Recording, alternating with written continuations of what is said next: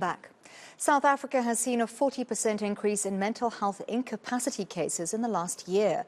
AlexForbes Health Management Solutions says numerous health insurers have raised concerns over the sharp increase in mental health claims, particularly among working people between 35 and 54 years old. This has largely been attributed to new stresses brought about by the coronavirus pandemic. But businesses will need to take notice to avoid this impacting their bottom line. Let's find out more from AlexForbes Health Management Solutions' Myrna Sachs. Myrna, thank you so much for your time this evening. So a 40% increase, how does that translate into actual numbers?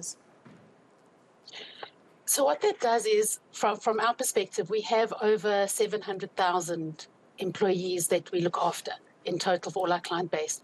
So if you look at 40% of that is significantly high.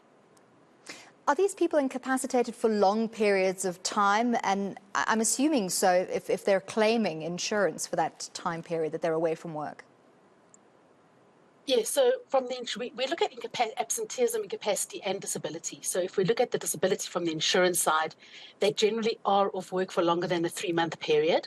However, what we are picking up on the absenteeism, incapacity side, there are also shorter spikes that people are off work. And this actually affects the bottom line of a company also. I mean, sick leave is costing companies billions of rand. So it's a ripple effect that's happening. And you spoke about earlier about the electricity and the water. That's just adding on to the issues. Absolutely. I think people are facing so many different pressures from different directions, while we know that the pandemic lockdown, as it were, is a thing of the past, and we're seeing far fewer cases of COVID-19 occurring. Those kind of stresses and the financial pressures are still at play. And I know that since the pandemic, we've been paying more attention to mental health, telling people about the importance of looking after their mental health.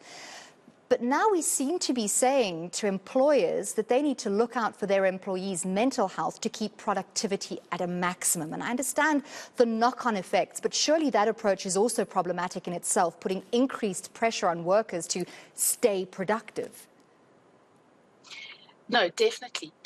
And what's happening with companies, that's why we're saying to employers, look after your staff. Make sure you have an employee assistance program in place. And mental health is not new. There's always been an issue around mental health. And I don't think our facilities in South Africa are geared for the numbers. And that's where the problem comes in. And that's why we're saying to employers, put something in place so that your staff can actually speak to somebody. There's somebody there to help them, because you need productive employees in the workplace. Unfortunately, bottom line is bottom line. And it affects everybody. And if companies aren't meeting their bottom line, then you're going to get retrenchments and termination. So that's going to cause an even bigger issue on the mental health side. And so what I believe you're also saying is that if you have a set plan in place, then there is room to approach the issue with sensitivity and with empathy for employees, rather than just say, well, get yourself in order so you can get back to work. Correct. No, 100%. And open communication. So there's always been a stigma around mental health, more so within men than women. But that stigma, if people don't want to come forward, they don't want to say that they've got an issue because they are scared they're going to lose their job. But then the problem is they're present in the workplace, but they're not actually productive and functional.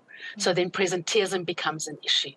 So that's our open communication with employers. As we say, empathetic employer. If I know my employer cares for me, I will then make sure that I'm productive in the workplace, and I'll look after my mental health because I want to prove myself to the employer. Post-COVID, we've seen a lot of complexity also creeping into the work setup. So a lot of people working part-time from home, a certain number of days at the office per week. And that split of focus or of contact with employees and employers in the same space, how have you seen that impacting the ability to pick up on mental health issues among employees? Yes, so no, that's a very relevant comment or question, because what we found during hard lockdown especially, you miss the nuances. So if you're in a meeting with someone, you can see how they're reacting, how they're sitting, their facial expressions. And that's how we said during the hard lockdown, if you're in a meeting, a Teams meeting, a Zoom meeting, cameras on, you need to see that body language. Now, and also it was the domestic violence. It was some people were literally on their own at home. So they didn't have that support. So what we're definitely seeing now with the hybrid approach, not all companies are back. Some companies are not back at all. But a lot of companies are moving towards this hybrid approach, which definitely is a positive from a mental health perspective, because someone who's sitting at home alone now has that social support. They have someone to talk to when they're in the office. So they are picking up on that. The problem does come in now is a lot of people are tending to be negative towards moving back to the office because they didn't have financial security. So there's no childminder at home anymore. No one to do the lifts for school.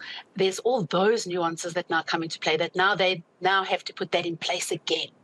So it's a catch-22 situation, but we are saying to companies, you need to have at least 2 or 3 days a week back in the office from a mental health perspective and from a culture perspective also. We've lost the culture of some of the companies.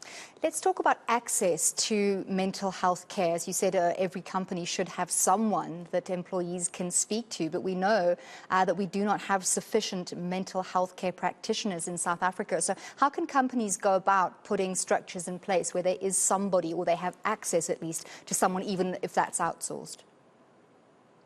Okay, so what we have now, and it's more and more so, is an employee assistance program that's geared to the smaller employers to make it more affordable. So we partner with a large EAP provider to actually offer affordable EAP. So it's 24-hour call center. And it's not just for you as the employee, it's also for your family members or whoever's in your household. Because what we need to remember, if somebody in the household is going through something, I'm bringing it to work because I'm thinking about it all the time and it's worrying me. So we actually assist the household with that. So what companies are now doing is they're putting that employee assistance program in place, and it's for everybody. It's not if you're on a medical aid, not on a medical aid. Everybody has that access to the 24-hour helpline. So that is something that we're telling companies to do. For companies that can't afford it, we do have SADC. There are other organizations where they do have helplines. So we encourage staff to actually phone those helplines when they need. And perhaps the first step to putting systems in place is to having more open conversations in the workplace about mental health and sharing amongst colleagues. We do have to leave it there, but thank you so much for your participation tonight. AlexForbes Health Management Solutions, Myrna Sachs, telling us there about the importance of mental health in the workplace, not only on companies' bottom line, but for ultimate sustainability.